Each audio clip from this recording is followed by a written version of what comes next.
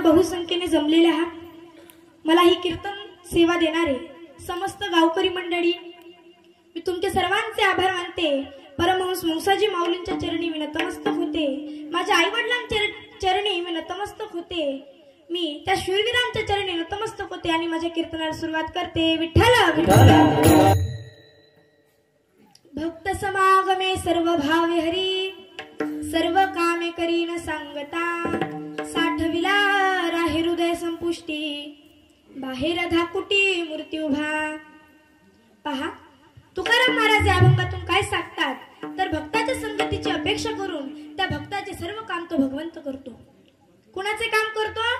सर्वांनी बोलत चला, त्याच्या पुढे मी जाणारच नाही. नाहीतर कोण करतो? भगवंत भक्ताचे काम न सांगता करतो. तुम्ही म्हणसाल बरं भक्ताचे करतो, मग आमचे का बरं करत नाही? आम्ही भक्त नाहीत का? नाही महाराज, आपण भक्त नाही म्हणून तो भगवंत आपले काम करत नाही. महाराज, त्या भगवंताच्या चरणावर आपली निष्ठा, भाव, प्रेम, विश्वास असावा लागतो. तेव्हा कुठे तो भगवान परमात्मा आपल्या संगतीची अपेक्षा करतो. आपण भक्तच नाही. महाराज, काही काहींना काय सांगावं लागतं? बुक्का कसा लावावा. एका ठिकाणी कीर्तनाला गेले. कीर्तन चालू झालं, मस्त रंगात आलं. एकाला बुक्का लावताच येईना. बुक्का लावता लावता सारी वाटीत दिली चिपटून. एकाला बुक्का लावता येत ना, सक्कर रंगडीनं बुक्का लावत होता. आणि तरी माणसासारखं वागावं लागेल. तुमच्या इकडे वागतात का? वागतात का? विठ्ठला विठ्ठल विठ्ठल. तुकाराम महाराज या अभंगातून भक्ताच्या संगतीची अपेक्षा करून त्या भक्ताचे सर्व काम तो भगवंत करतो. महाराज, तो भगवंत भक्ताचे सर्व काम न सांगता करतो. बरं, तुम्हाला वाटत असेल तो भगवंत सर्वांचे काम करतो, आमचे का करत नाही? तर ऐका, त्या भगवंतावर आपली निष्ठा, भाव, प्रेम आणि विश्वास असावा लागतो. भाव काही सक्का भाऊ नाही किंवा चुलत भाऊ नाही, तर अंतःकरणापासला त्या भाव असावा लागतो. महाराज, त्या भक्तावर प्रेम असावं लागतं. प्रेम कुणा व्यक्तीवर नसलं पाहिजे, वस्तूवर नसलं पाहिजे, तर त्या भगवान परमात्म्यावर आपलं प्रेम असलं पाहिजे. आजकाल प्रेम कशावर असतं? दारूच्या बाटलीवर. कशावर असतं? दारूच्या बाटलीवर. महाराज, ती दारूची बाटली स्वतः खाली होते आणि आपल्याला भरवते. म्हणून दारूच्या बाटली सोबत लागू नका महाराज, ते आपलं जीवन खराब करते. अहो, त्या मीराबाईने त्या भगवंतासाठी विष पिलं. एवढं प्रेम त्या मीराबाईचं होतं. महाराज, ते विष तिच्या कंठात नाही गेलं, तर ते विष ते भगवान परमात्म्याच्या कंठात गेलं. एवढं प्रेम भगवंताचं त्या भक्तावर आहे. विठ्ठला विठ्ठला. त्या भगवंतावर आपला विश्वास असला पाहिजे. कुंती मातेनं सांगितलं, भीम लगेच आईला म्हणतो, गाई तू ताट तर वाढ. म्हटले, एकच मिनिटात येतो तो. काय म्हटला? गाई तू ताट तर वाढ. येतोच ते एका मिनिटात. हा इकडे हस्तिनापूरला आणि भगवान श्रीकृष्ण तिकडे द्वारकेला, तरी सुद्धा म्हणतो, गाई तू ताट तर वाढ. भगवान श्रीकृष्ण येतोच म्हणले एका मिनिटात. कुंती माता इकडे ताट वाढतात. भीम इकडे जातो आणि 1.25 मन किलोची गदा हातात घेतो. किती किलोची? किती? महाराज, एका ठिकाणी कीर्तनाला गेले आणि तिथं हाच दृष्ट सांगितला. म्हटलं भीमाने 1.25 मन किलोची गदा हातात घेतली बरं का. त्यातला लगेच एक उठला, म्हणला महाराज 1.25 मान किलोची बी असते का. म्हटलं 1.25 मान नाही, 1.25 मन किलोची गदा भीम हातात घेतो आणि वर फेकतो. वर फेकल्यावर भगवंताला लगेच म्हणतो, भगवंता ए देवा, तू जर आता आला नाहीस ना तर ही गदा माझ्या डोक्यावर पडेल आणि मी मरून जाईल, म्हणून ये बरं पटकन. एवढा विश्वास त्या भगवंतावर आपला असला पाहिजे. विठ्ठला विठ्ठला. तो भगवान परमात्मा आपलं वेळोवेळी रक्षण करत असतो, जसं त्या भीमाचं रक्षण केलं तसं. द्रौपदीचं उदाहरण आहे महाराज. कौरवी पांचाळी चवे माझी आणली, वस्त्र हरणे वस्त्र कैसे झाली माऊली. महाराज त्या द्रौपदीचं लज्जा रक्षण भगवंताने केलं. साडी नाही पुरवली तर स्वतः काय झाला, अंबर अवतार झाला. एवढं भगवंताचं प्रेम त्या भक्तावर आहे. विठ्ठल अर्जुनावर भगवंताचं प्रेम होतं महाराज. कुपाई कुपाटीसी घातला. महाराज अर्जुनाला पाठीमागे घालून स्वतः युद्धाच्या तोंडावर उभा राहिला. कोण, भगवान परमात्मा. दिवसभराचे जेवढे ब्रह्मास्त्र होते ना ते सर्व ब्रह्मास्त्र तो आपल्या पायाखाली दाबून ठेवायचा. कोण, भगवान श्रीकृष्ण. आणि अर्जुनाचं रक्षण करायचा. द्रौपदीचं मागून रक्षण केलं आणि त्या अर्जुनाचं पुढून रक्षण केलं.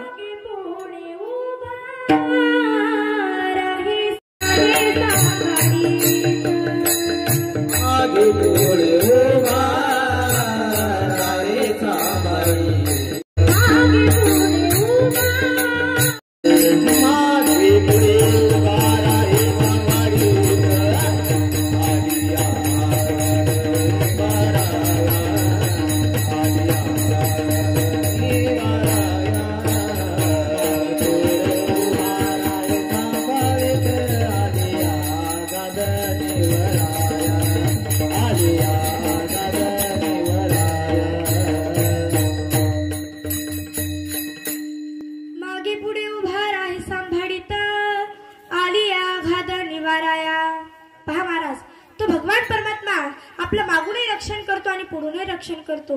भक्तावर जेवढे काही संकट येते ना त्याचं तो भगवान परमात्मा निवारण करत असतो. असे अनेक उदाहरण आहे महाराज की भगवंताने भक्ताचं रक्षण केलं. अनेक उदाहरण आहेत. भक्त प्रल्हादाचं आहे महाराज. भक्त प्रल्हाद हा राक्षस कुळात जन्माला आलेला होता, तरी सुद्धा नामस्मरण करायचा. अहो त्या भक्त प्रल्हादाच्या वडिलांना पठायचं नाही, कारण तो राक्षस होता. भक्त प्रल्हाद नामस्मरण करायचा म्हणून त्या राक्षसाने भक्त प्रल्हादाला खाईतून फेकलं, भगवंताने रक्षण केलं. उकडते तेलात टाकलं, भगवंताने रक्षण केलं. एवढंच नाही तर त्या राक्षसाने होडीत पेटायला टाकलं, तरी सुद्धा भगवंताने रक्षण केलं. एवढं प्रेम त्या भक्ताचं भगवंतावर आहे आणि भगवंताचं भक्तावर आहे. विठ्ठला विठ्ठला.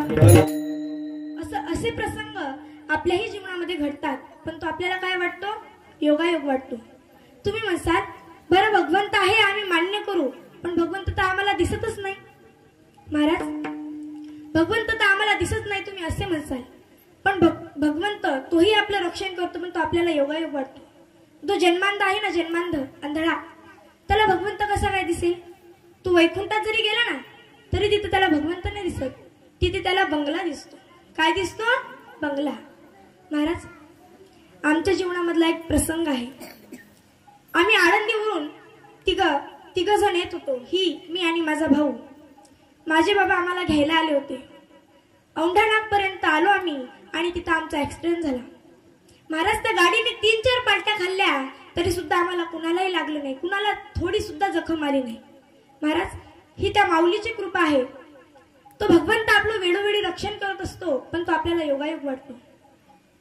तुकोबारायांच्या जीवनामधला एक प्रसंग आहे. ऐकताना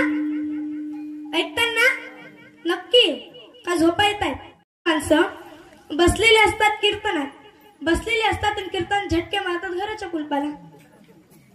अशाच एक मावशी माझ्या कीर्तनापुढे बसलेल्या होत्या. कीर्तन ऐकत होत्या. कीर्तन ऐकता नुसतं आड्याबिड्या द्यायच्या, सारख्या आड्याबिड्या द्यायच्या. मी म्हटलं मावशी शेडीबिडी बांधायच्या विसरले की काय. मावशी म्हणतात, अहो महाराज शेडी बांधली, बकरू बांधलं आणि कुलपाला झटकाही मारला. पण मी म्हणलं आता मावशी तर राहिलं तरी काय. मी म्हटलं काय मावशी पण काय. मावशी म्हणतात, महाराज कुलूप लावलं ही गोष्ट खरी आहे बरं का. कुलूप लावलं ही गोष्ट खरी आहे, पण अगोदर कुलूप लावलं की कडी लावली हेच माझ्या ध्यानात येईना. मी म्हटलं मावशी अगोदर कडी लावून कुलूप कुलूप लावलं असेल तर ठीक, काय कडी लावून कुलूप लावलं असेल तर ठीक, जर कुलूप लावून कडी लावली असेल तर राम राम राम राम विठ्ठला विठ्ठला असो. तुमचं सर्वांचं लक्ष आहे ना, आहे ना? कुठं कुलपावर कीर्तनात हो. असो, लक्ष द्या बर का. तुकोबारायांच्या एक जीवनामधला प्रसंग आहे.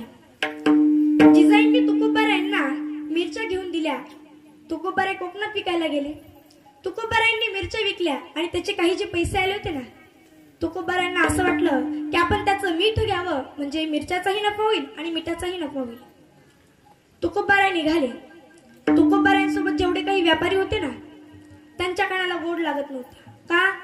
का गोड लागत नव्हता? कारण तुकोबाराय नामस्मरण करायचे. कसे नामस्मरण करायचे? विठ्ठल विठ्ठल विठ्ठल विठ्ठल माझा माझा माझा माझा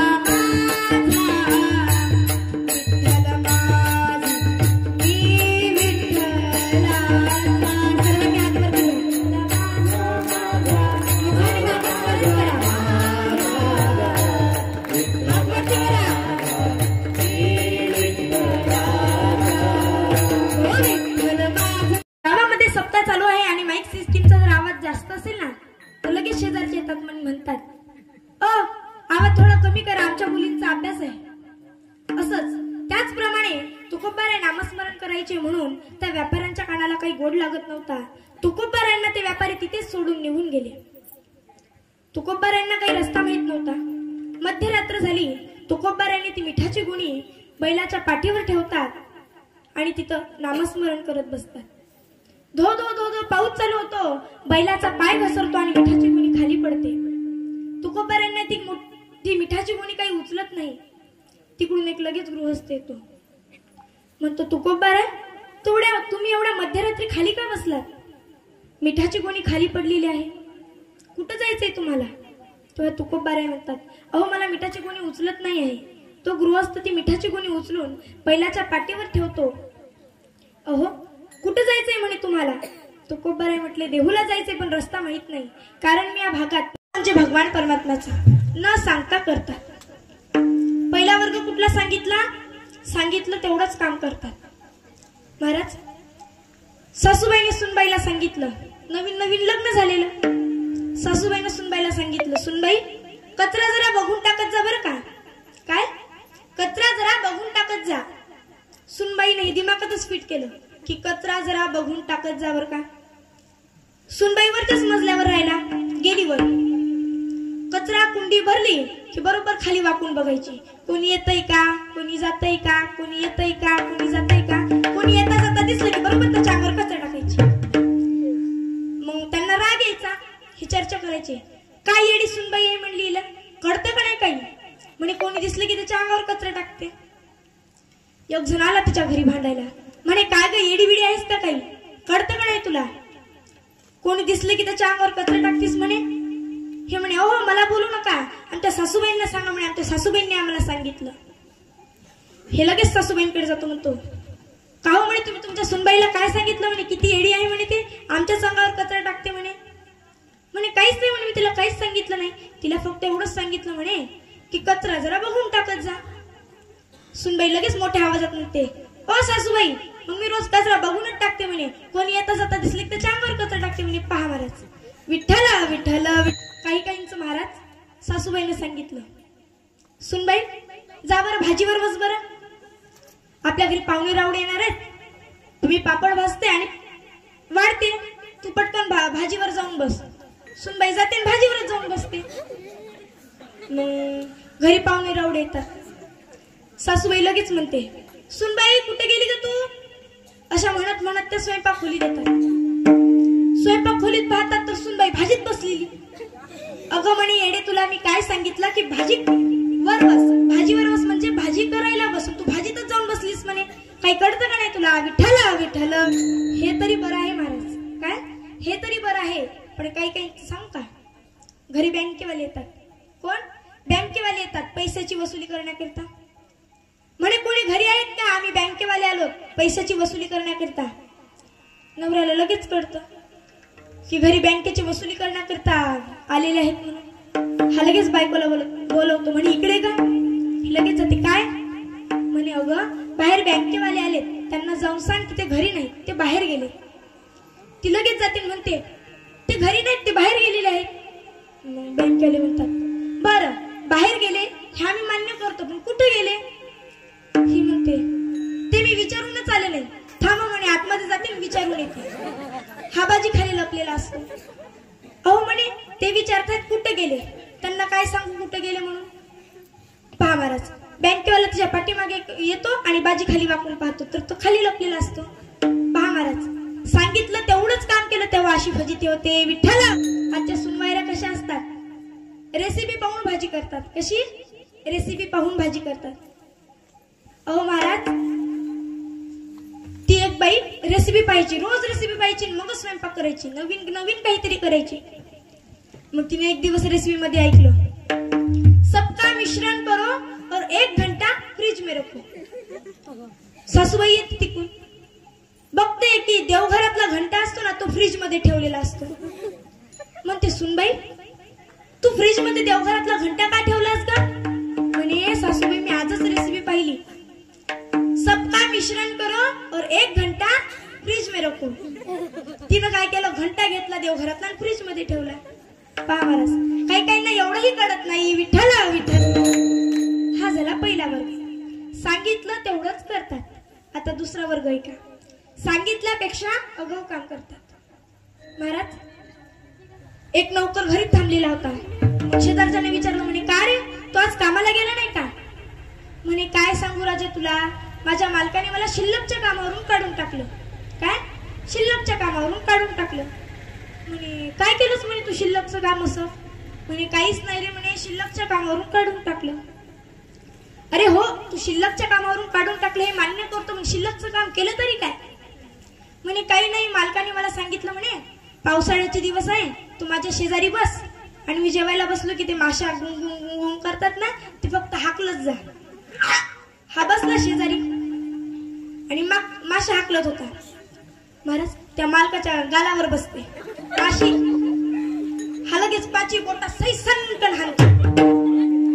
मालक कशाला याला कामावर ठेवेल, त्याला हाकलून. अरे अगाऊ म्हणे, तुला मी ताटावरला माशा हाकलायला लावल्या, तू माझ्या गालातच चापट हाकली म्हणे, हा कशाला याला कामावर ठेवेल. विठ्ठला विठ्ठला विठ्ठल.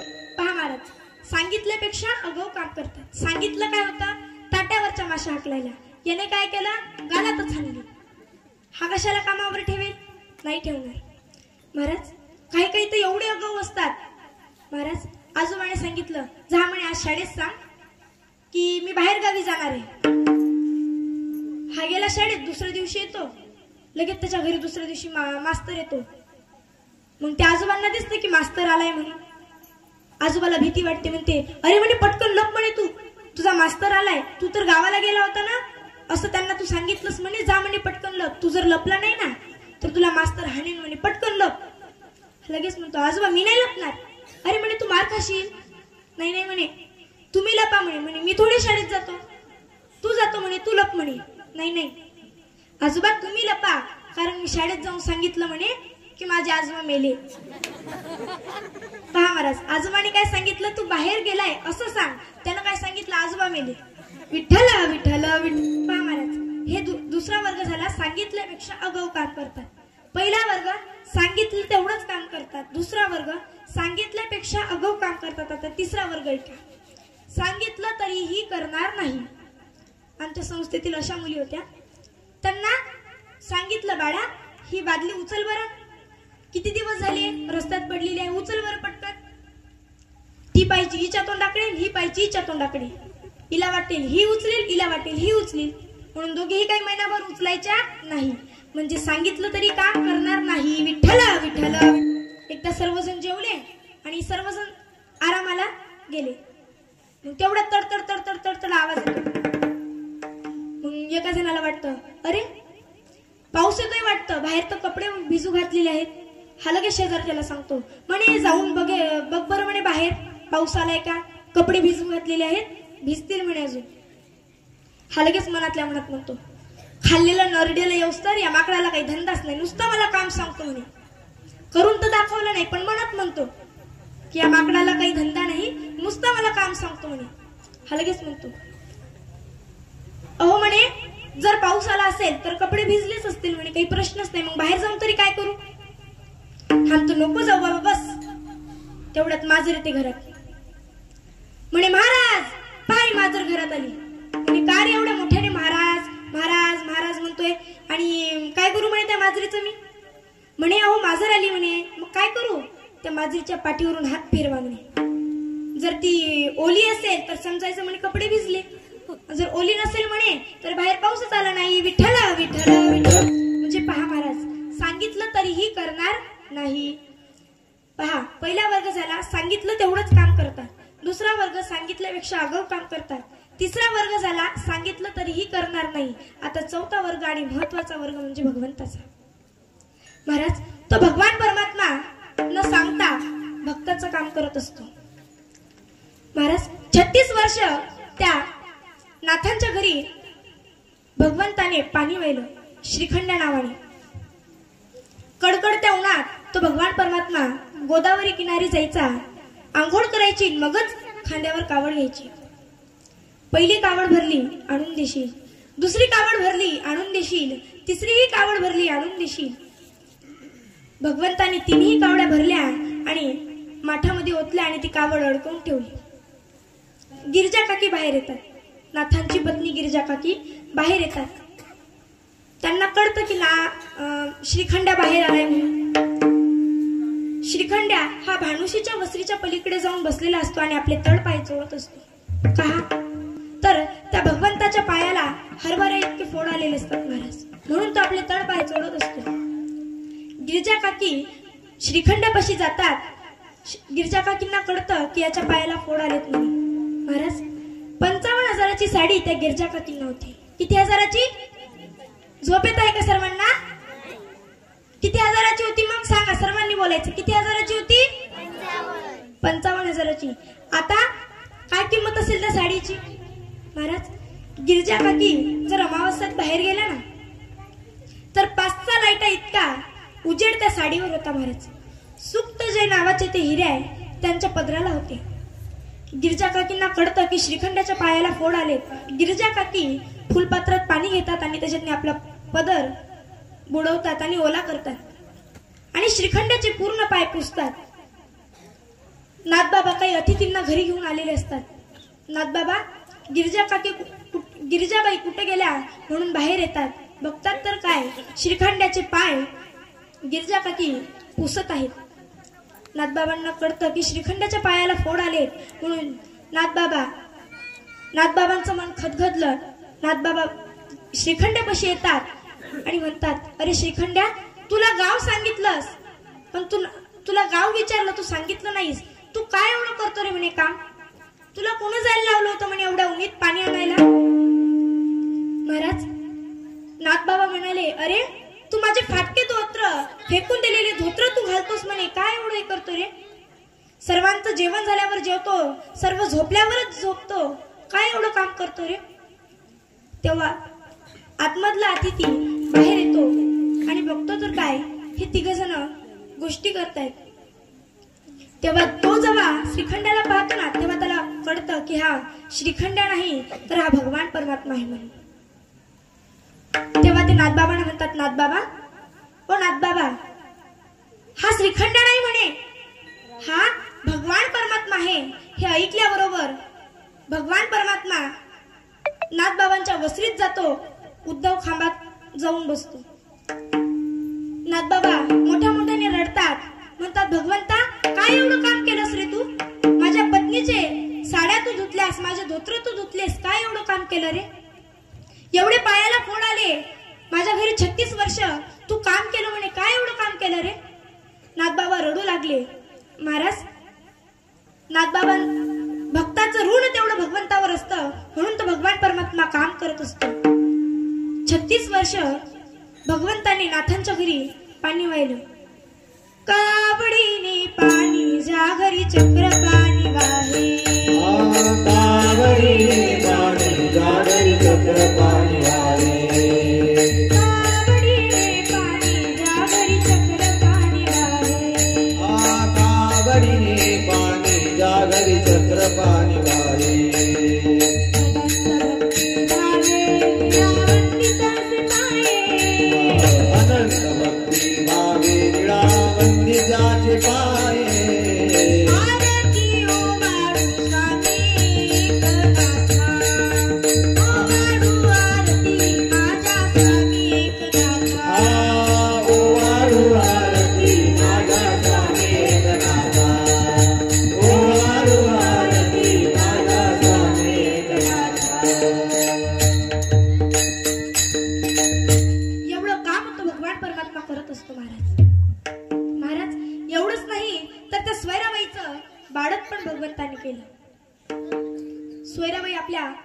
पतींना सांगत होती, धनी धनी अहो म्हणे, सोयराबाई काय म्हणायचे आपल्या पतींना?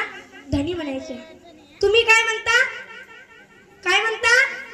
पिंट्याचा बाप, पप्पीचा बाप असं म्हणता. पण त्या काय म्हणायच्या? धनी म्हणायच्या. महाराज, आदिल्या काळातले धनी म्हणायच्या, मालक म्हणायच्या, पती परमेश्वर म्हणायच्या. आता काय आलंय? पिंट्याचा बाप, पप्पीचा बाप असं म्हणता. पण आता तेही गेलं महाराज, आता तर आलं नावच घेतात. महाराज, एका ठिकाणी मी गेले, ते म्हणे, विकी जा बरं म्हणे, चहा पत्ती घेऊन ये पटकन. आपल्या घरी महाराज आले.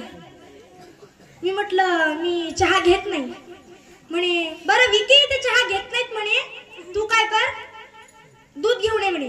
मी म्हटलं मी दूध पण घेत नाही. म्हणे, बरं जाऊ दे, दूधही आणू नको, तू इकडे म्हणे. तो आला. मला आधी वाटलं ती मुलगा असेल तिचा. आल्याबरोबर तो टांगच्या टांगत दिसला. मी म्हटलं हा कोण आहे? मला कळलंच नाही. मी म्हटलं, ताई हे तुमचा कोण आहे? तो म्हणे, माझे मिस्टर आहेत ते. पहा महाराज, आता तर नाव घेऊनच बोलतात, विठ्ठल विठ्ठल विठ्ठल. आदिल्या काळातल्या बाया ह्या पती परमेश्वरा म्हणायच्या, धनी म्हणायच्या, मालक म्हणायच्या, आणि आता नाव घेऊन बोलतात. सोयराबाई चोखोबारायला सांगत होत्या, धनी हो म्हणे, माझं बाळत पण कोण करणार? तुमच्याही आई नाहीत आणि माझ्याही आई नाहीत, मग माझं बाळत पण कोण करणार? चोखोबाराय निघाले. चोखोबाराय म्हणतात, मी माझ्या बहिणीला सांगतो. चोखोबाराय निघाले, बहिणीकडे जावं या अपेक्षाने गेले. पण चोखोबारायना कुठला सप्ताह दिसला की चोखोबाराय त्याच्यातच अडकून बसायचे. सोयराबाईंना 8व्या महिन्यात संपला. सोयराबाई देवघरात गेल्या आणि भगवंताला म्हणू लागल्या, भगवंता, अरे या 2 जीवाचा निवाड कर रे. अरे माझं बाळक पण कोण करणार?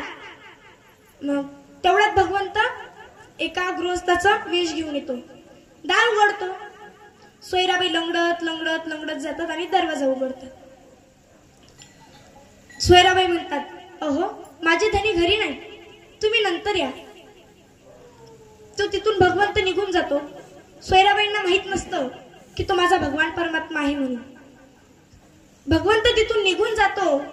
नंतर परत सोयराबाई देवघरात जातात आणि म्हणतात, भगवंता, अरे हा हे निष्पाप आहे रे, काय करू रे?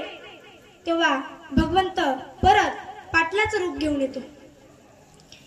दरवाजा सोयराबाईंना आता रांगता येत नव्हतं. सोयराबाई तशा रांगत रांगत गेल्या आणि दरवाजा उघडला.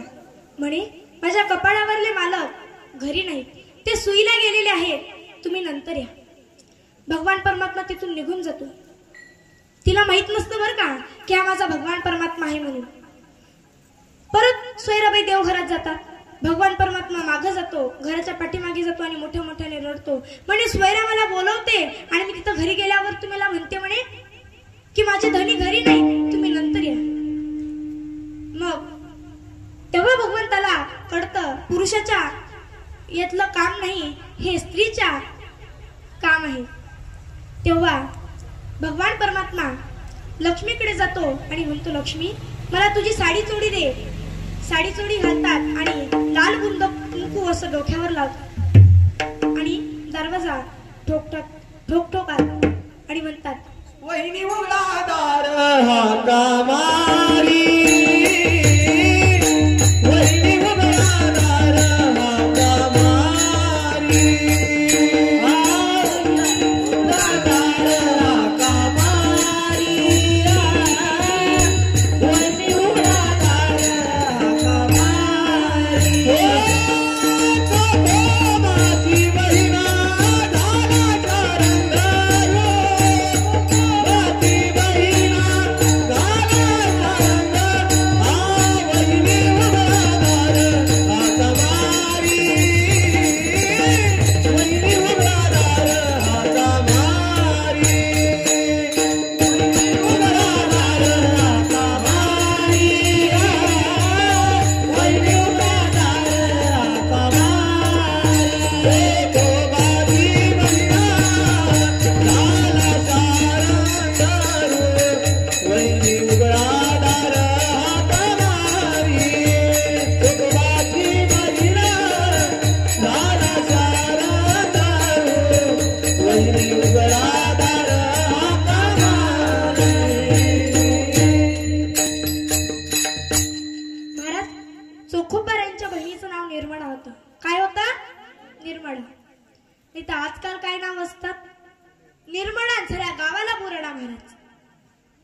चोखोबारायांच्या बहिणीचं नाव निर्मळ होतं. कामानेही निर्मळ आणि सर्वच गोष्टींनी निर्मळ होत्या. पण आजकाल नाव निर्मळ साऱ्या गावाला बोरडा. एका ताईंचं नाव निर्मळ होतं आमच्या इकडे नव्हत्या. तुमच्या इकडे जर म्हटलं तुम्हाला राग येईल म्हणून आम्ही आमच्या इकडे म्हणतो. आमच्या इकडे एक ताई होत्या. त्या चिमणीवर काही चिमण्या बसूच देत नव्हत्या. मी म्हटलं जीजी तुम्ही गव्हावर का बरं मी चिमण्या बसू देत नाही. ते लगेच म्हणतात हा त्या कुठून येतात म्हणे, त्याला कशाला बसू दे, आम्हाला खावं लागतं म्हणे ते पीठ. मी म्हटलं बरं बरं. महाराज ती एवढी निर्मळ होती की जर ती चक्कीवर गेली ना तर त्या चक्कीवाल्याला विचारायची तू आंघोळ केलीस का रे. त्याने म्हटलं नाही केली तर ती उचलायची आणि घेऊन जायची गहू. आणि जर त्यानं म्हटलं हो मी केली आंघोळ तर गहू ठेवायची नाही तर ठेवायची नाही.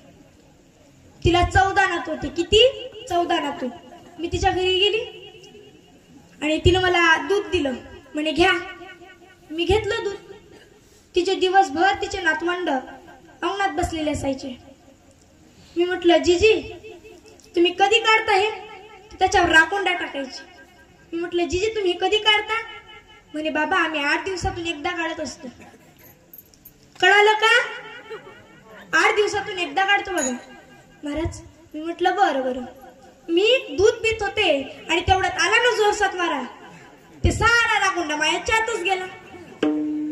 महाराज मी मनातल्या मनात म्हटलं जीजी तुम्ही किती निर्मळ होता ते मला आधीच कळालं होतं. विठ्ठल विठ्ठल विठ्ठल. पहा महाराज नाव निर्मळांच्या गावाला बुराळा असतो. नाव शांताबाई आणि दिवसभर शांत बसत नाही. नाव गंगाबाई दिवसभर आंघोळ नाही. विठ्ठल विठ्ठल विठ्ठल. महाराज ज्या रूपात अपेक्षा केली त्या रूपामध्ये भगवान परमात्मा आला आणि सोयराबाईचं बाळक पण केलं. पण याच्या मागचा मुद्दा ऐका महाराज. चोखोबारायांचे वडील हे म्हातारे झाले होते. यांना उठता येत नव्हतं, बसता येत नव्हतं. चोखोबाराय हे दगडावर न्यायचे, त्यांना आंघोळ घालायचे. शेवटच्या टप्प्यामध्ये त्यांना बसता येत नव्हतं, उठता येत नव्हतं. त्यांनी बाजीवरच बाथरूम केली. तेव्हा चोखोबाराय म्हणतात सोयरा ए सोयरा इकडे बरं. बाबांनी बाथरूम केली बाजीवरच, तू ये बरं पटकन. तेव्हा सोयराबाई धावत येतात आणि सोयराबाई इकडला खांदा पकडतात आणि चोखोबाराय इकडला खांदा पकडतात आणि त्या दगडापाशी घेऊन जातात. सोयराबाई म्हणते धनी तुम्ही पाणी टाका, मी सासऱ्यांची कंबर धुते. तेव्हा चोखोबाराय पाणी टाकतात आणि सोयराबाई आपल्या सासऱ्याची कंबर धुते. महाराज तेव्हा त्यांना काही वाटायचं नाही. तेवढे आधील्या काळात सुनांना सासूरवास होता पण आता सासूंना सासूरवास झालाय. महाराज एवढे वृद्धाश्रम झाले. बायको घरी आली की तिला हाकलून द्यायचं, आई वडिलांना हाकलून द्यायचं. महाराज आता आई वडिलांना कोणीही घरी ठेवत नाही. बायको घरी आली की त्यांना हाकलून देतात. किती वृद्धाश्रम झाले महाराज. म्हणून आई वडिलांची सेवा करा. पहा चोखोबाराय हे आपल्या वडिलांना दगडावर न्यायचे आणि अंघोळ वगैरे घालायचे. जेव्हा सगळं साफसूत्र झालं ना तेव्हा त्या राणूबा यांना आतमध्ये आणलं आणि बेडवर टाकलं, बाजीवर टाकलं.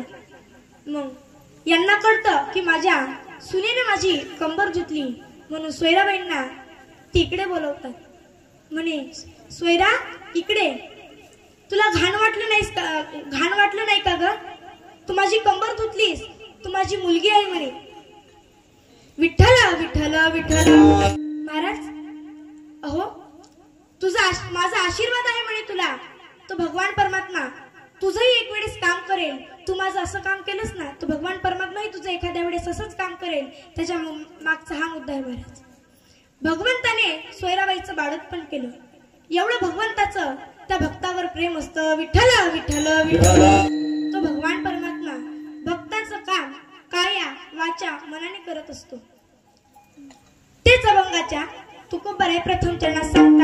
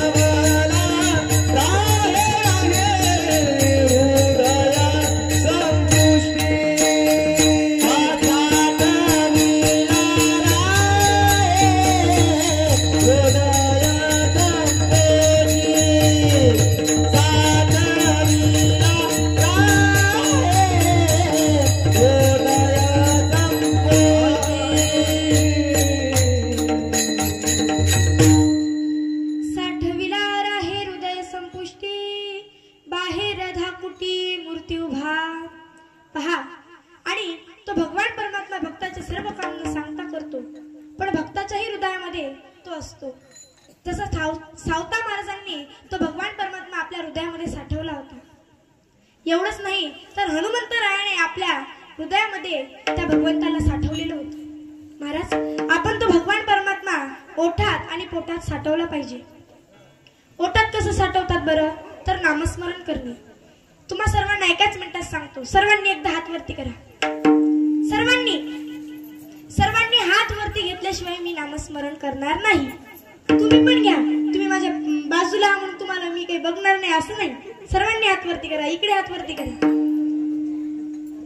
विठोबा रखुमाई,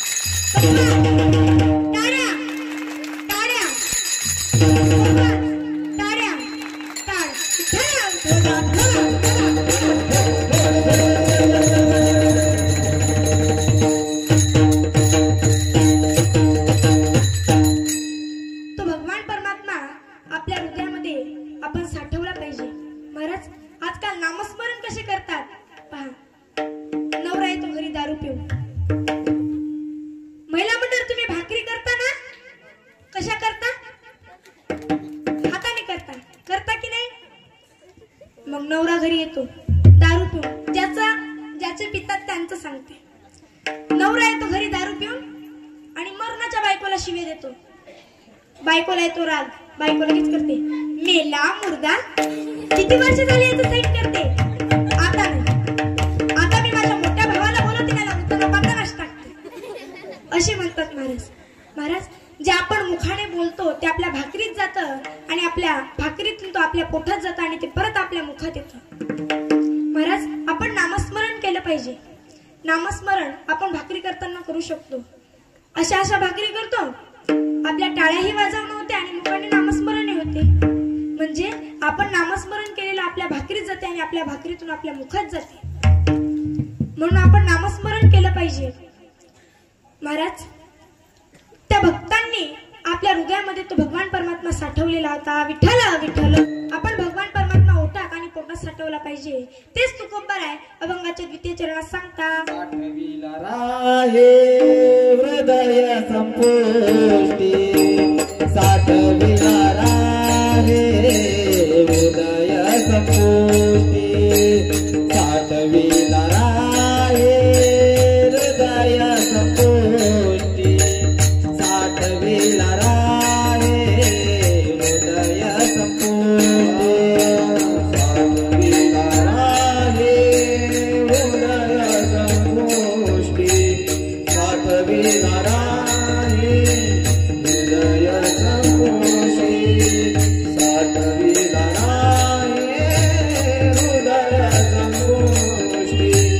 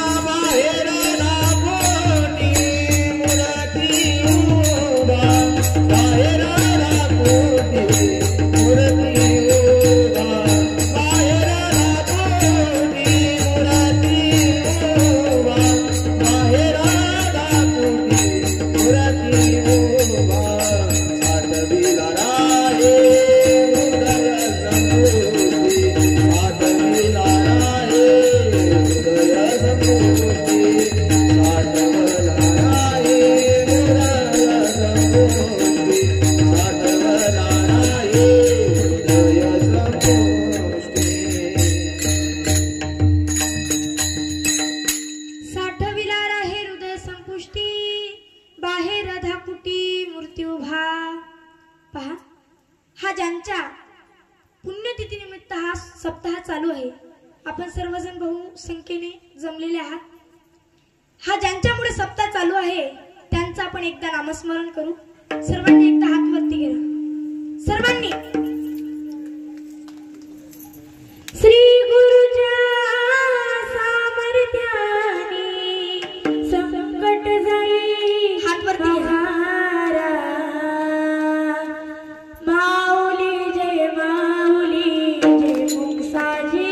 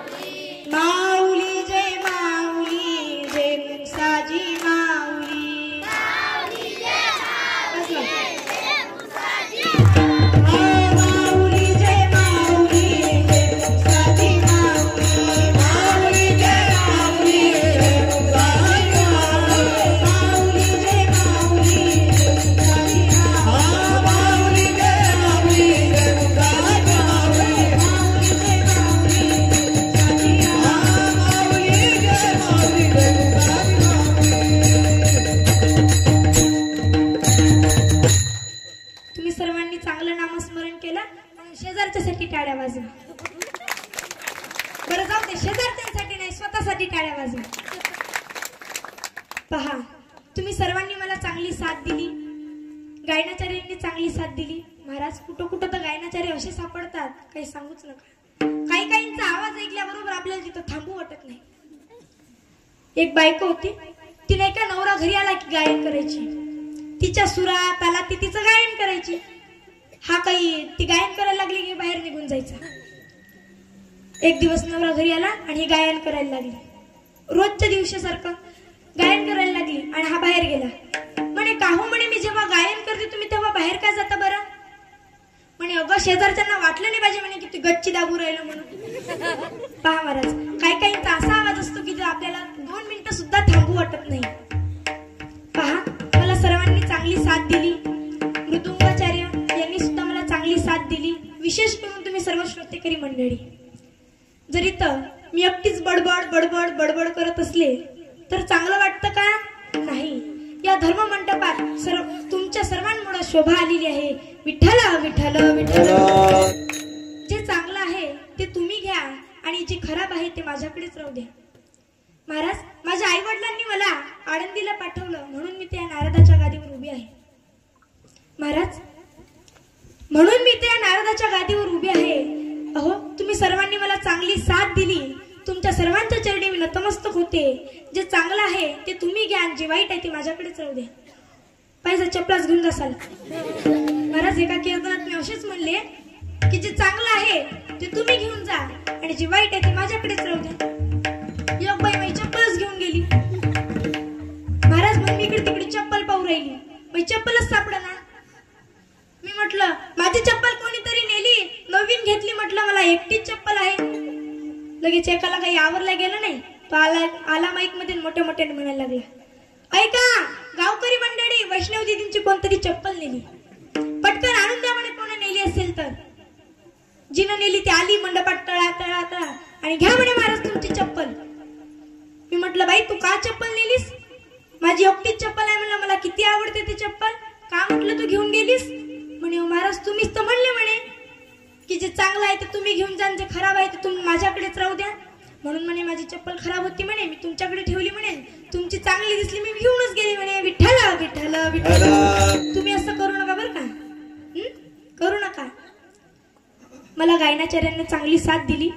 गायनाचार्यांचे नाव शुभम महाराज, इकडे विशाल महाराज यांनी मला चांगली साथ दिली. माझ्या बहिणीने मला चांगली साथ दिली. इकडे मृदुंगाचार्य गोपाल महाराज यांनी सुद्धा मला चांगली साथ दिली. विनेकरी यांनी सुद्धा चांगली दिली. विशेष करून माईक सिस्टीम वाले काका यांनी सुद्धा मला चांगली साथ दिली. आणि तुम्ही सर्व श्रोतेकरी मंडळी, तुम्ही तर मला विशेष करून साथ दिली. पहा, तुम्हा सर्व श्रोतेकऱ्यांच्या चरणी मी नतमस्तक होते. माझ्या माऊली ज्ञानोबा यांच्या चरणी मी नतमस्तक होते. माझ्या आई वडिलांच्या चरणी नतमस्तक होते. त्या शूरवीरांच्या चरणी मी नतमस्तक होते. शिवरायांच्या चरणी मी नतमस्तक होते. आणि माझ्या कीर्तनाला इथंच पूर्ण विराम देते. ज्ञानेश्वर माऊली, ज्ञानराज माऊली, ज्ञानेश्वर माऊली, ज्ञानराज माऊली, ज्ञानेश्वर माऊली, ज्ञानराज माऊली, ज्ञानेश्वर माऊली, ज्ञानेश्वर माऊली, ज्ञानराज माऊली, ज्ञानेश्वर माऊली, ज्ञानराज माऊली. विठ्ठल जय जय विठ्ठल. विठ्ठल जय जय विठ्ठल, विठ्ठल जय जय विठ्ठल, विठ्ठल जय जय विठ्ठल.